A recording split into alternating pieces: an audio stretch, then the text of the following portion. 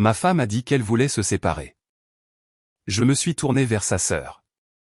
Voudrais-tu emménager? Nous avons tous ri. Ma femme a rougi. Le lendemain, sa sœur m'a envoyé un texto, l'offre est-elle toujours valable? C'était un samedi matin frais et vif à Lyon, en France, et je me tenais pieds nus dans la cuisine, sirotant ma deuxième tasse de café, quand Sophie a finalement décidé de parler. Je ne t'aime plus, Julien. Elle a dit ça comme si elle annonçait la météo, calme, sans expression, sans même lever les yeux de sa tasse. Les mots n'ont pas explosé. Ils ont glacé toute la pièce. Mes doigts se sont crispés sur l'anse de ma propre tasse avant même que je ne réalise que je retenais ma respiration. Tu quoi? Ai-je demandé, les yeux plissés, la voix plus tranchante que je ne l'aurais voulu. Elle a pris une lente gorgée, levant enfin les yeux vers moi avec ce détachement froid qu'elle avait maîtrisé au fil des ans. Sophie, ma femme depuis 9 ans. La même femme qui avait un jour ri si fort qu'elle en avait pleuré lors d'un désastre de bûche de Noël. La femme qui me regardait maintenant comme un étranger légèrement gênant. Je ne t'aime plus, a-t-elle répété, le ton aussi plat que du granit. Depuis un certain temps. Alors qu'est-ce qu'on fiche ici, ai-je lancé sèchement. Pourquoi faire semblant? Pourquoi préparer le petit déjeuner ensemble? Pourquoi agir comme si, je ne fais semblant de rien, m'a-t-elle coupé, posant sa tasse avec un léger tintement. Ah oui? Je l'ai regardé, incrédule. C'est moi qui fais semblant, Sophie? Tu viens de larguer une bombe nucléaire sur notre mariage devant un café. Tu es si dramatique, a-t-elle marmonné en passant à côté de moi. Va voir un thérapeute. Règle tes problèmes. Je me suis retourné, la suivant de ma voix, maintenant plus forte. Tu penses qu'il s'agit de moi qui suis brisé. Tu penses que le fait que tu abandonnes tout ce que nous avons construit est mon problème. Je n'ai jamais dit que je partais, a-t-elle dit par-dessus son épaule. Je prends juste du recul émotionnellement. C'est tout. C'était tout. Elle n'a pas pleuré. Elle n'a pas crié. Elle n'a même pas bronché. Elle était de glace. J'ai eu l'impression d'avoir été effacé de ma propre vie. Sophie, pourquoi maintenant? Pourquoi comme ça? Elle n'a pas répondu. Elle s'est juste dirigée vers le réfrigérateur et a sorti un yaourt comme si nous n'étions pas en plein effondrement émotionnel. Tu sais quoi, ai-je dit, en essayant de rester stable. D'accord. Tu veux que j'aille en thérapie? J'irai, mais pas pour la raison que tu penses. Elle a haussé un sourcil. Je vais prouver que ce n'est pas moi qui suis brisé ici. Sophie a eu un léger sourire sarcastique. Bonne chance avec ça. C'était tout. Pas de câlin, pas d'excuses, pas de regrets. Elle s'est retournée et est sortie de la cuisine comme si elle n'avait pas juste brisé mon monde en deux. Je suis resté là, dans un silence stupéfait. La maison autour de moi était soudainement trop calme, trop propre. Le bourdonnement du réfrigérateur semblait plus fort que les battements de mon cœur. Je suis Julien, 38 ans, ingénieur civil. Je conçois les maisons de rêve des autres pour gagner ma vie. La nôtre, 4 chambres, 2 salles de bain et demi, des parquets en chêne blanc, des comptoirs en granit. Le genre d'endroit qu'on verrait dans un catalogue. Mais rien de tout ça n'avait d'importance maintenant, parce que la femme qui avait un jour rendu cette maison vivante s'y déplaçait maintenant comme si c'était un musée. Elle n'était pas en colère. Ça aurait été plus facile. Elle était indifférente. Et ça m'a blessé plus profondément que la rage n'aurait jamais pu le faire. Le quartier de la Pardieu à Lyon. Des immeubles de verre, des haies taillées, une fontaine qui ruisselle juste devant l'entrée, comme pour apaiser les nerfs avant qu'ils ne soient déchiquetés. J'étais assis, raide, sur le canapé moelleux en face du docteur Fournier, une femme d'environ 45 ans avec une planchette, des yeux bienveillants et une voix si calme qu'elle vous donnait l'impression que votre maison n'était pas réellement en feu. Sophie était assise à côté de moi, les jambes croisées, son sac de créateur soigneusement posé près de ses talons. Elle arborait le même léger sourire qu'elle utilisait lors des brunchs quand elle voulait que les gens sachent qu'elle était au-dessus du drame. Le docteur Fournier a commencé doucement. Alors, Julien, Sophie me dit qu'elle a suggéré la thérapie. C'est une bonne étape. Que espérez-vous tous les deux obtenir aujourd'hui? J'ai ouvert la bouche, mais Sophie m'a devancé. Eh bien, a-t-elle commencé avec un soupir, J'ai pensé que cela pourrait l'aider à voir à quel point il peut être porté sur le contrôle. J'ai cligné des yeux. Le contrôle? Elle ne m'a pas regardé. Elle regardait le docteur Fournier comme si elle prononçait un discours. Je veux dire, il n'est pas agressif ou quoi que ce soit, mais émotionnellement, c'est comme s'il avait besoin que tout soit bien ficelé. Et si je ne corresponds pas à ça, c'est un problème. Je me suis penché en avant. Tu m'as dit que tu ne m'aimais plus. Ce n'est pas un calendrier mal aligné, Sophie. C'est une grenade. Elle a agité la main, sa voix sirupeuse. Vous voyez, c'est de ça que je parle. Tout est une explosion pour Julien. Toujours dans l'extrême. Le docteur Fournier m'a jeté un regard. Julien, quelle a été votre réaction quand Sophie a soulevé ce point? J'ai été pris de court, ai-je dit, en essayant de garder un ton stable. Une minute, nous sommes dans la cuisine, la suivante, elle sirote son café comme si elle mettait fin à un bail. Pas d'avertissement, pas de conversation. Sophie a ri légèrement. Oh, allons. Tu n'as pas remarqué la distance entre nous? Le silence au dîner? La façon dont je dors sur le bord du lit depuis des mois. Je l'ai fixé. Donc, ton silence était censé être mon signal d'alarme. Ce n'est pas de la communication. C'est un coup monté. Le docteur Fournier a levé une main doucement. Ralentissons. Sophie, pouvez-vous me dire ce que vous attendez de cette séance? Elle a penché la tête d'un air pensif. Je veux que Julien arrête de prétendre que tout va bien. Je veux qu'il fasse une introspection. Qu'il assume ses responsabilités. Pourquoi, ai-je demandé. C'est toi qui as dit que tu en avais fini. Et je maintiens cela, a-t-elle dit, décroisant les jambes, la voix douce comme de la soie. Mais je pensais que peut-être, juste peut-être, tu aurais le courage d'affronter ta part de responsabilité dans le fait que les choses se soient refroidies. Je me suis tourné vers le docteur Fournier. Voilà à quoi j'ai affaire. Une lente fermeture émotionnelle. Pas d'honnêteté, juste des couches de détachement. Et maintenant, apparemment, je suis la raison pour laquelle elle ne ressent plus rien. Sophie a haussé les épaules. La défensive. Classique. Le docteur Fournier a griffonné quelque chose. J'ai résisté à l'envie de me pencher pour lire quelle case elle venait de cocher. À la fin de l'heure, Sophie avait prononcé le mot « limite » 6 fois, utilisé des expressions comme « bande passante émotionnelle » et « manque d'empathie », et avait réussi à se présenter à la fois comme la partie blessée et le guide spirituel que je n'avais pas réussi à suivre. Quand nous sommes sortis, le soleil lyonnais était descendu bas derrière les bâtiments, projetant de longues ombres sur le parking. J'ai déverrouillé la voiture mais ne suis pas monté. Je me suis tourné vers elle. Pourquoi m'as-tu fait venir ici si tu n'avais aucune intention de parler? Sophie n'a pas répondu tout de suite. Elle a mis ses lunettes de soleil, a lissé sa jupe, puis m'a offert le sourire le plus faux que j'ai jamais vu. Tu en avais besoin, a-t-elle dit simplement. Ne rends pas les choses plus difficiles qu'elles ne doivent l'être. Non, ai-je dit, plus doucement maintenant. Tu voulais juste un public. Elle a légèrement penché la tête, comme si elle se demandait si je valais la peine d'une réponse. Puis elle s'est retournée et s'est dirigée vers sa voiture sans un autre mot. Le sourire est resté sur son visage jusqu'à ce qu'elle se glisse derrière le volant et s'en aille.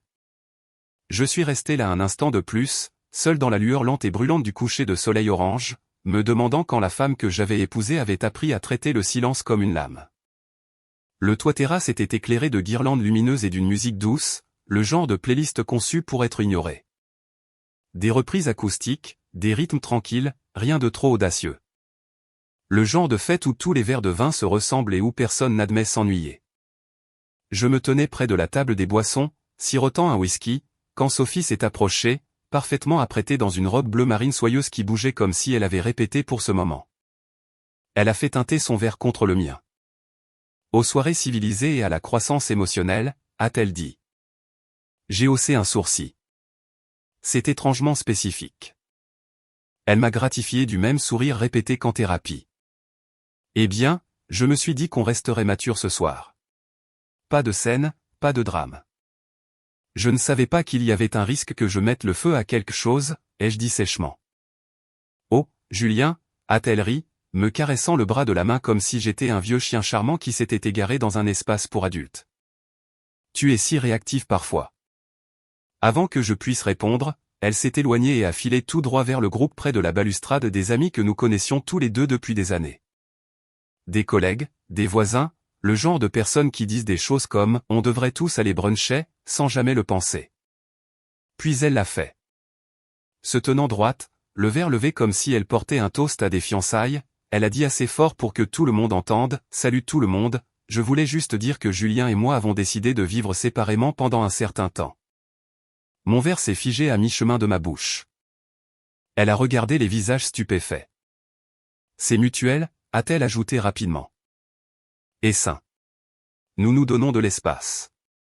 C'est une chose vraiment positive. Le silence qui a suivi était tranchant. On pouvait presque entendre le crissement d'un disque rayé dans l'esprit de quelqu'un. Quelques hochements de tête polis. Un homme s'est raclé la gorge. Notre amie Léa a marmonné quelque chose sur le courage que cela demandait. Je n'ai pas dit un mot.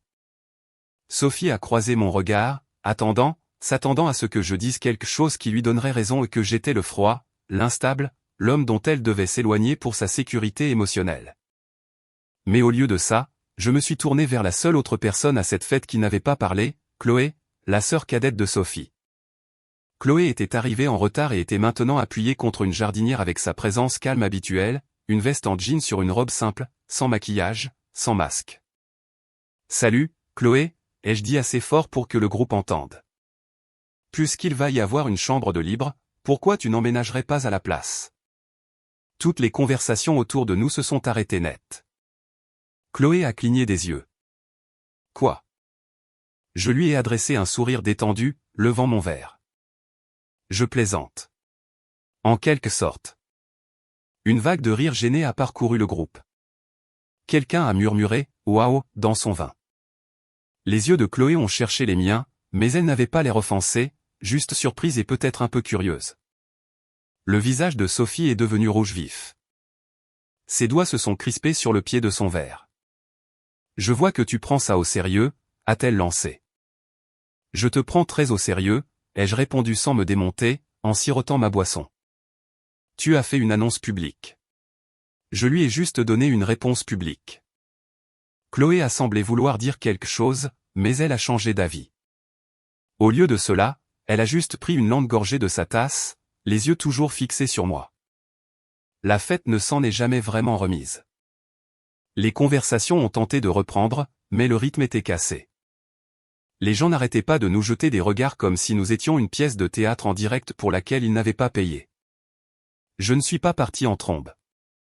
Je ne me suis pas défendu. Je me suis juste adossé à la balustrade, profitant de la brise, mon verre à moitié plein, mon silence plus éloquent que n'importe quelle dispute que j'aurais pu commencer. Il était plus de minuit quand nous sommes rentrés. La maison était calme, éclairée seulement par la douce lueur de la lampe du porche qui filtrait à travers les rideaux du salon. J'avais à peine refermé la porte derrière nous que Sophie s'est retournée contre moi, comme un interrupteur. « Tu m'as embarrassé », a-t-elle sifflé, ses talons claquant sur le parquet alors qu'elle filait vers la chambre. Je l'ai suivie, calme, sans la poursuivre, juste en observant. Devant tout le monde, a-t-elle dit plus fort, attrapant la fermeture éclair de sa robe avec des mouvements saccadés. C'était censé être une simple mise au point mature. Une conversation. Et toi, mon Dieu, tu m'as humilié avec cette blague. Était-ce une blague, ai-je demandé, appuyé contre l'encadrement de la porte. Elle s'est retournée brusquement, les yeux étincelants. Qu'est-ce que tu croyais faire? Flirter avec ma sœur? Tu as perdu la tête? Je suis resté silencieux un instant, puis j'ai haussé les épaules. Tu as fait un spectacle de l'effondrement de notre mariage, Sophie. Tu ne peux pas t'offusquer quand quelqu'un riposte. Ce n'est pas ce que j'ai fait, a-t-elle lancé, claquant la porte du placard. J'ai été honnête. Adulte. J'ai donné du contexte aux gens pour qu'ils ne pensent pas que quelque chose de pire était arrivé. Quelque chose de pire, ai-je répété. Que quoi? Que tu décides lentement de te détacher et de me traiter comme un colocataire jusqu'à ce que j'abandonne?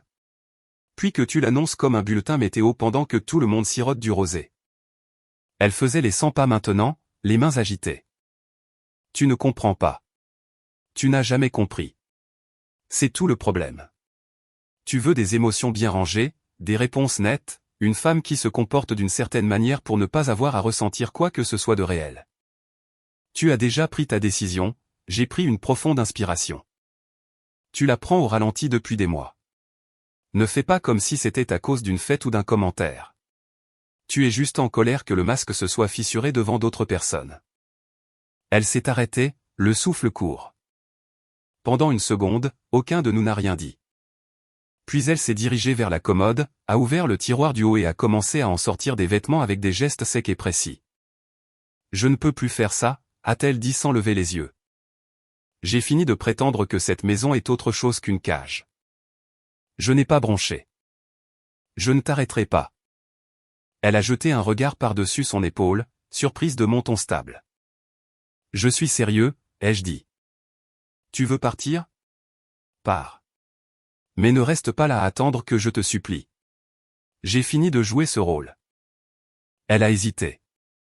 Ça ne te fait plus rien. Si, ça me fait quelque chose, ai-je dit simplement. Mais je ne me battrai pas pour quelqu'un qui est déjà parti émotionnellement. Tu as fait ta sortie il y a des semaines, Sophie. Ce n'est que la formalité.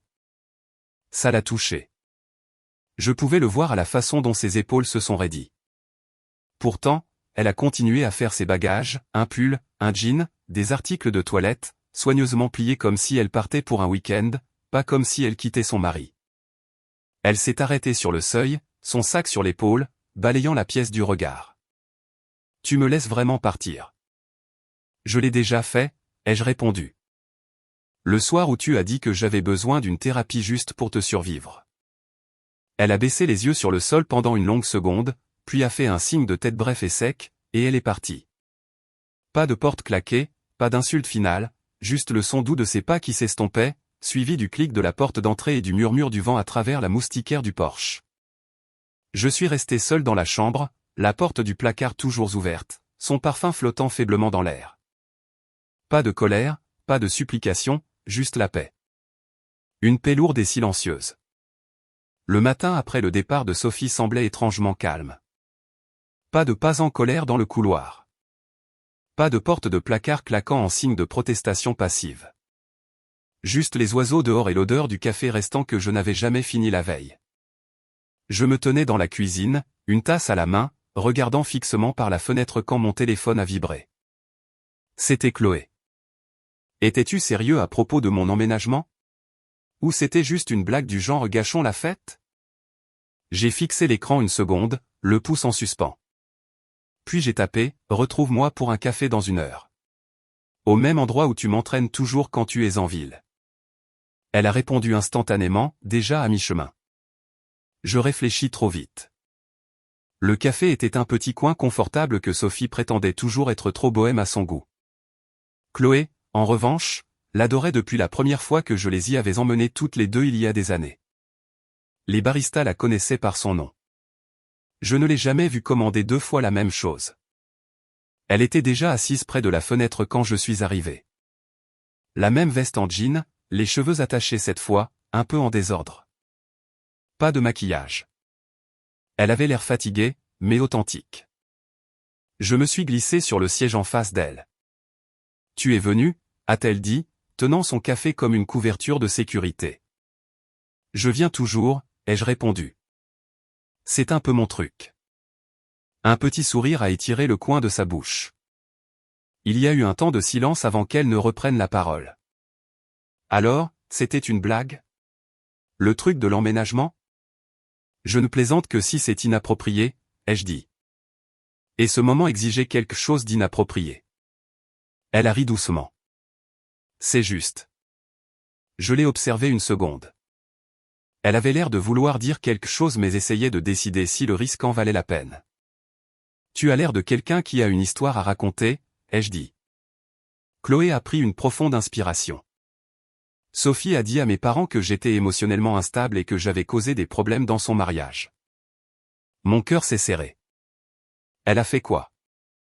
Elle leur a dit que je me mêlais de leurs affaires, que j'étais trop proche de toi, que j'étais... Elle s'est interrompue et a secoué la tête, clignant des yeux avec force.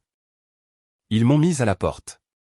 Ils ont dit que je devais trouver des limites et arrêter de m'immiscer dans votre vie. Je me suis adossé lentement. Chloé, je ne savais même pas qu'elle avait dit tout ça avant que ma mère ne me lise le texto que Sophie lui avait envoyé. Elle a fait comme si j'étais une sorte de petite harceleuse bizarre qui ne pouvait pas lâcher le mari de sa grande sœur. Ma mâchoire s'est crispée. C'était quand? Il y a une semaine, peut-être plus. J'ai dormi dans ma voiture pendant 3 nuits avant qu'une amie ne me laisse m'installer sur son canapé. Elle a pris une inspiration tremblante. Mais ça se termine bientôt. Son fiancé revient de déploiement, et ouais. Elle l'a dit comme si de rien n'était, comme si vivre avec un seul sac était une phase qu'on traverse, comme des allergies saisonnières. Chloé, ai-je dit doucement, tu aurais pu venir me voir. Je ne voulais pas faire partie des retombées, a-t-elle dit. Tu avais assez à gérer. Tu en as toujours, ai-je répondu. Mais j'ai une chambre d'amis maintenant. Des draps propres, du wifi rapide, et personne pour te dire de rester à ta place. Elle m'a regardé, surprise. Tu le proposes vraiment. Je ne fais pas d'offre en l'air. Tu le sais. Elle a baissé les yeux sur sa tasse pendant un long moment, puis a hoché la tête. D'accord, a-t-elle dit doucement. Je prends. Juste pour un petit moment. Le moment semblait anodin, mais le changement était réel. La tension entre nous n'était pas lourde. C'était une curiosité tacite, une compréhension silencieuse, et en dessous de tout ça, un courant constant de quelque chose que je n'avais pas ressenti depuis des semaines, la confiance, qui se reconstruisait, pièce par pièce fragile. C'est étrange ce qui change l'atmosphère d'une maison. Pas les murs, pas la peinture, pas même le silence. C'est la façon dont quelqu'un plie une couverture sans qu'on le lui demande. La façon dont une tasse de café apparaît comme par magie devant vous avant même que vous ayez dit que vous en aviez besoin. La musique douce qui joue dans une autre pièce, pas pour la frime, juste parce que quelqu'un a besoin d'un fond sonore quand il nettoie. Chloé a emménagé discrètement. Pas de fanfare, juste un seul sac de sport et un signe de tête reconnaissant en entrant dans la chambre d'amis. Au 3e jour, elle avait réorganisé le porte-épices, retrouvé une chaussette manquante que j'avais abandonnée depuis longtemps, et remplacé les 2 ampoules LED vives du couloir par des plus douces. Elle n'a pas demandé, elle a juste remarqué. Ça ne te dérange pas, a-t-elle demandé un matin, désignant les nouveaux torchons de cuisine qu'elle avait achetés. J'ai secoué la tête en souriant. Tu crois que j'ai déjà choisi un torchon de ma vie? Elle a ri, faisant glisser une assiette d'œufs sur le comptoir. Je voulais juste que ça ressemble moins à un hôtel et plus à une maison qui a une âme. Quelques nuits plus tard, nous étions à un barbecue dans le jardin d'un ami. Rien de grand. Des hamburgers, de la pétanque, une glacière alors qu'il en aurait fallu 3. Je n'avais même pas réalisé que quelqu'un avait pris la photo avant le lendemain. Chloé et moi étions assis sur les marches du perron, riant tous les deux de quelque chose. Je ne me souviens même plus de quoi. Mais sur la photo, je suis en plein rire, la tête en arrière, et elle se penche légèrement vers moi, souriant comme elle ne l'avait pas fait depuis des semaines. Ce n'était pas romantique. Ce n'était pas posé. Mais ça avait l'air chaleureux. Elle a fini en ligne, identifié, partagé. Je n'y ai pas beaucoup pensé jusqu'à 2 jours plus tard, quand la sonnette a retenti à 21h. Sophie. Les cheveux lissés, du gloss sur les lèvres, portant ce pull aux épaules dénudées qu'elle sortait les soirs où elle voulait avoir l'air magnifique sans effort. J'ai ouvert la porte mais ne me suis pas écarté. Je peux entrer, a-t-elle demandé, ses yeux balayant le couloir derrière moi. Je ne pense pas que ce soit une bonne idée, ai-je dit calmement. Sa voix s'est brisée, à peine perceptible, mais je l'ai entendue. J'ai vu la photo. Je me suis appuyé sur le cadre de la porte. Comme la plupart de Lyon, apparemment. Elle a baissé les yeux. Tu as l'air heureux avec elle. Je n'ai pas répondu. Julien, je dois dire quelque chose, a-t-elle insisté. J'ai tout gâché. Je ne savais pas ce que je voulais, et je pensais que l'espace aiderait, mais ça n'a pas été le cas. Ça m'a juste montré ce que j'avais perdu. L'as-tu perdu, ai-je demandé, ou l'as-tu jeté? Elle a tressailli. Je n'essayais pas de te faire du mal. Mais tu l'as fait, ai-je dit, ma voix basse mais ferme. Et maintenant tu es là à cause d'une photo. Pas d'un appel, pas d'une conversation. Une photo. Elle a semblé vouloir argumenter, mais les mots ne sont pas venus. Au lieu de cela, elle a murmuré « Je t'aime encore ». Je l'ai étudié un long moment, puis j'ai dit « Tu aimes avoir le contrôle, Julien ». Je ne suis pas en colère, ai-je interrompu. Mais je ne suis pas disponible pour un deuxième round de ton incertitude. Un long silence s'est étiré entre nous. Finalement, elle a hoché lentement la tête, retenant quelque chose qu'elle ne voulait pas que je voie. D'accord, a-t-elle murmuré. Je n'ai pas claqué la porte à son nez. Je ne l'ai juste pas ouverte davantage. Elle s'est retournée, marchant lentement sur le chemin pour retourner dans la nuit. À l'intérieur, Chloé a levé les yeux du canapé où elle était blottie avec un livre. C'était elle, n'est-ce pas? J'ai hoché la tête. Ouais. Elle n'a pas été indiscrète, n'a pas jubilé, elle a juste levé la télécommande. Tu veux finir le film ou rester en silence avec de la glace? J'ai esquissé un sourire. Silence et glace. Avec une bonne dose des deux. Elle s'est poussée sur le canapé et a tapoté le coussin à côté d'elle. Et pour la première fois depuis longtemps, j'ai eu l'impression d'être exactement là où je devais être. Si cette partie résonne en vous, mettez un pouce en l'air sur la vidéo. Ce soir-là, après la surprise de Sophie, Chloé est allée se coucher tôt. Elle a prétendu que c'était le livre qui l'avait fatiguée, mais je pouvais voir que son énergie avait chuté dès que la sonnette avait retenti. Je suis resté debout, zappant devant un film à moitié terminé en sourdine, le genre de bruit de fond qu'on ne regarde pas mais qu'on a besoin d'entendre, juste quelque chose pour combler l'espace entre trop penser et trop ressentir. Vers 23h04, mon téléphone a vibré sur la table basse. Numéro inconnu, pas de nom enregistré. J'ai su immédiatement que c'était Sophie.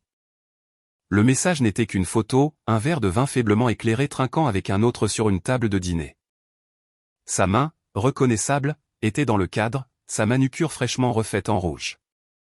Puis le texte est arrivé, tout était juste génial. Je me suis redressé, la lueur de l'écran éclairant mon visage comme un projecteur. J'ai de nouveau tapé sur la conversation, mais le message avait disparu. Supprimé. Évanoui comme s'il n'avait jamais existé. Mais je l'avais vu. Je savais ce que j'avais vu. Mon estomac s'est noué, un froid étrange s'installant dans ma poitrine. Je n'ai pas répondu. Je n'ai même pas fait de capture d'écran. J'ai juste fixé la conversation vide jusqu'à ce que l'écran s'éteigne de lui-même. Quelque chose ne collait pas. La visite, les confessions émotionnelles soudaines, puis ce message. Ce n'était pas du remords.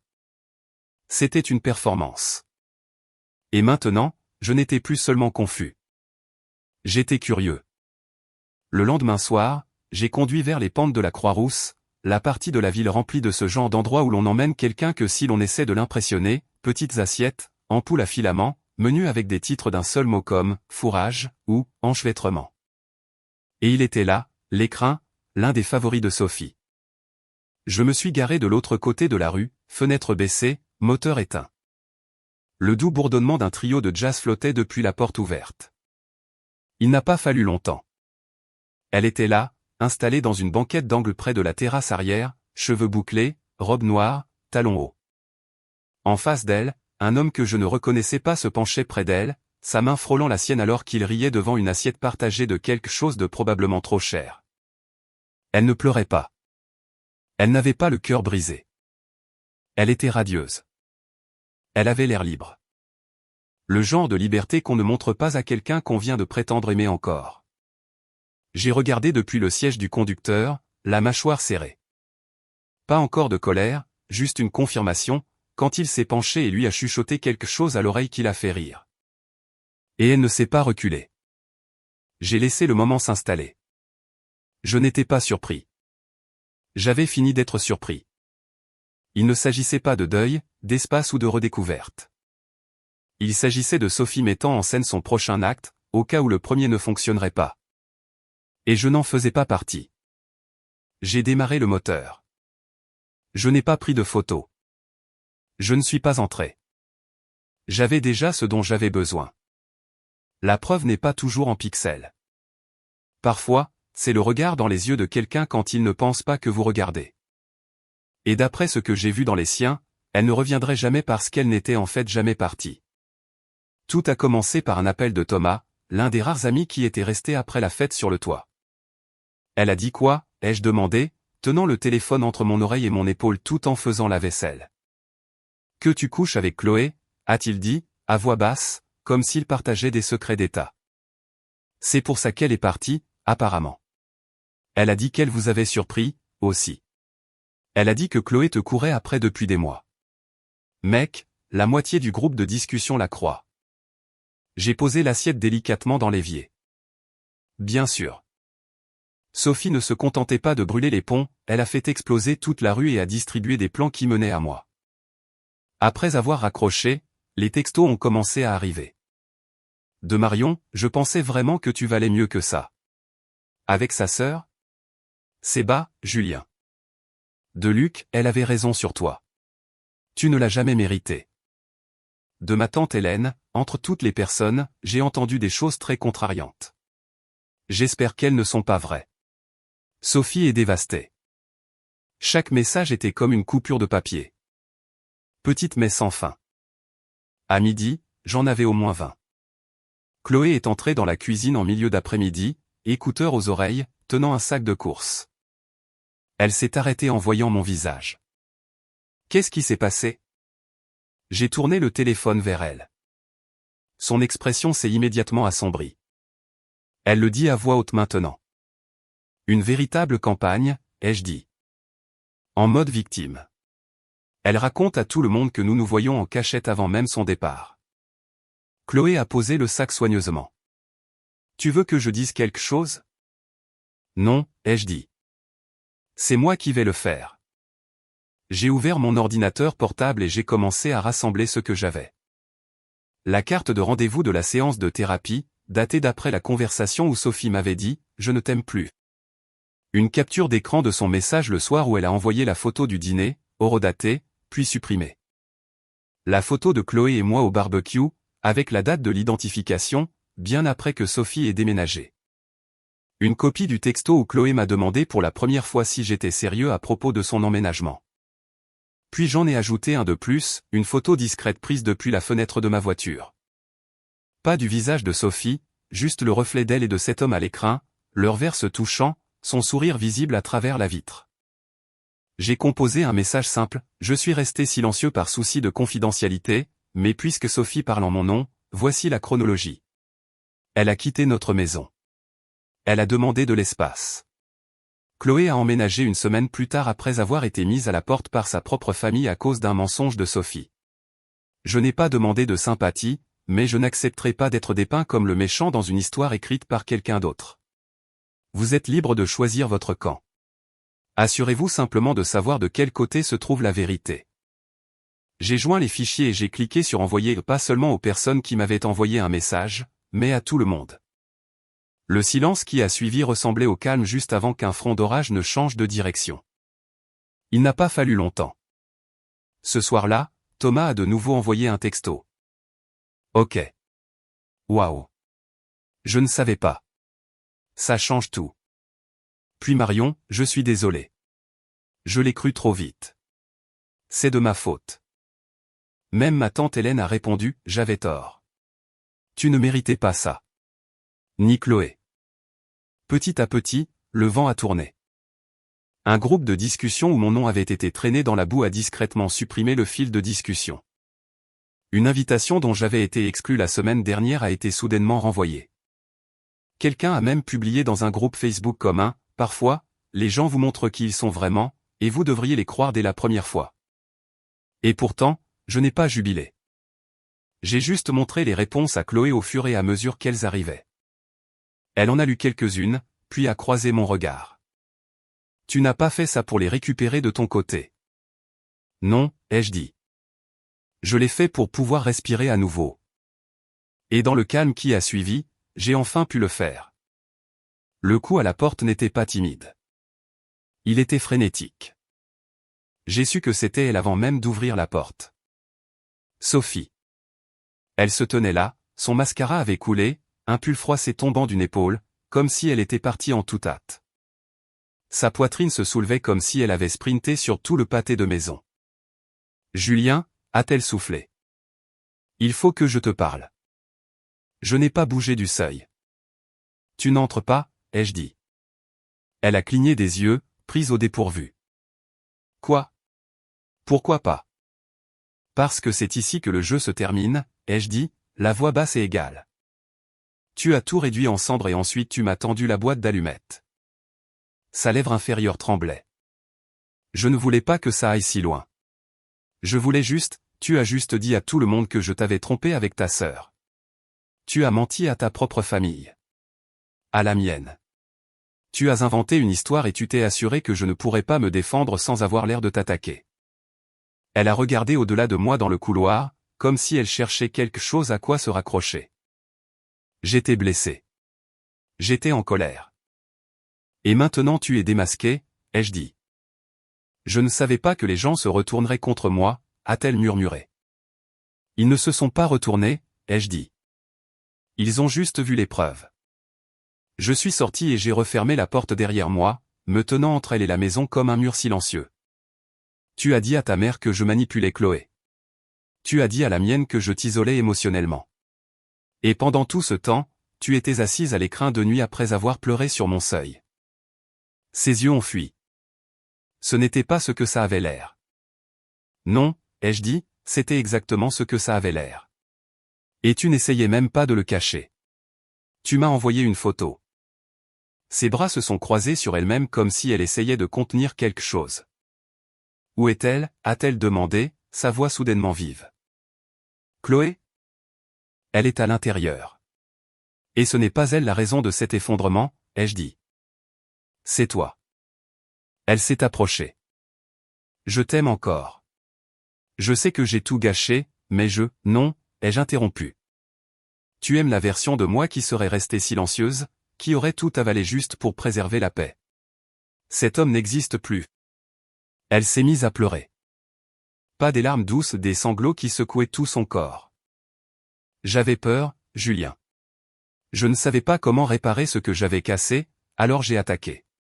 Je pensais que si je prenais les devants, je pourrais t'empêcher de me détester.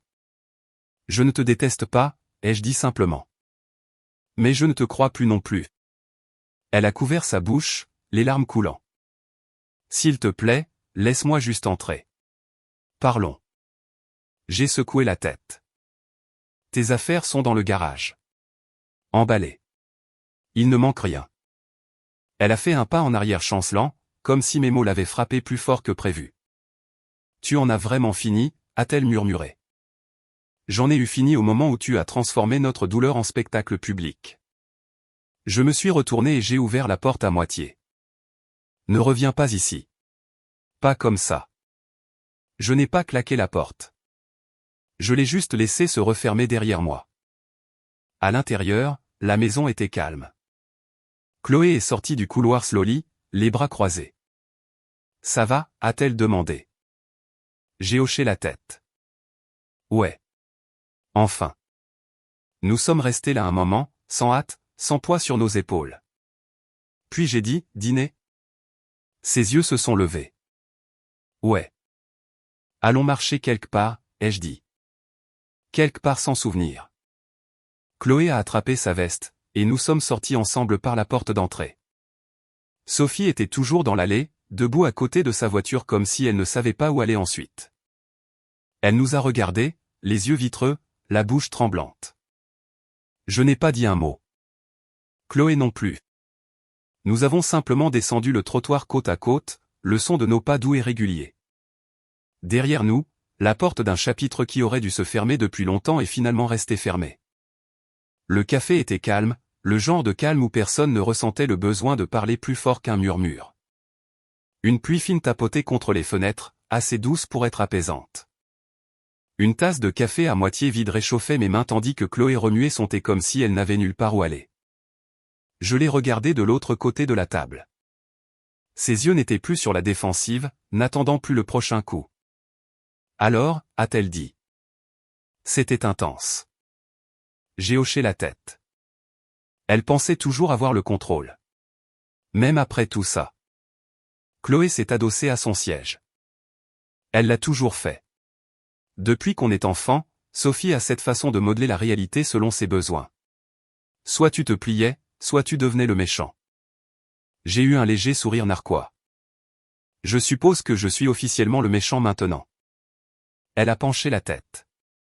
Non, tu es juste le premier qui n'a pas bronché. Il y a eu une longue pause, le genre qui n'est pas gênant, juste honnête.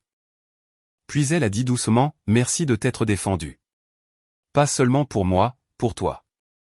Il m'a fallu assez de temps, j'ai croisé son regard. Chloé a eu un rire doux. Eh bien, tu l'as fait avec des preuves et une vengeance silencieuse. Honnêtement, 10 sur 10. J'ai ri pour la première fois depuis ce qui semblait être des jours. Tu penses que c'était de la vengeance? Non, a-t-elle dit. Je pense que c'était de la clarté, ce qui, pour quelqu'un comme Sophie, est la pire des punitions. Un autre silence s'est installé entre nous, plus doux cette fois. Dehors, une voiture est passée lentement, ses phares se reflétant dans la vitre. Elle a toujours pensé qu'elle pouvait contrôler tout le monde, a dit Chloé. Elle était douée pour ça, aussi. Elle ne peut plus, ai-je dit. Le sourire de Chloé était petit, mais certain. Pas toi. Nous n'avons pas fait de plan. Nous n'avons pas mis d'étiquette sur ce que c'était. Nous sommes juste restés assis là, laissant le poids se dissiper, laissant la chaleur s'installer. Et pour la première fois depuis longtemps, je ne regardais pas par-dessus mon épaule. J'étais juste là. Et c'était suffisant. La librairie était presque vide.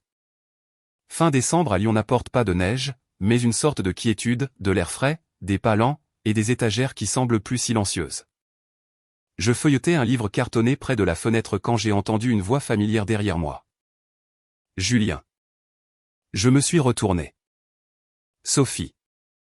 Elle avait l'air différente. Ni pire, ni meilleure, juste changée. Ses cheveux étaient attachés en un chignon lâche, et un manteau beige épousait sa silhouette. Dans ses bras, il y avait un bambin, d'1 an peut-être, emmitouflé dans du bleu doux, les yeux grands et curieux. Pas de bague à son doigt.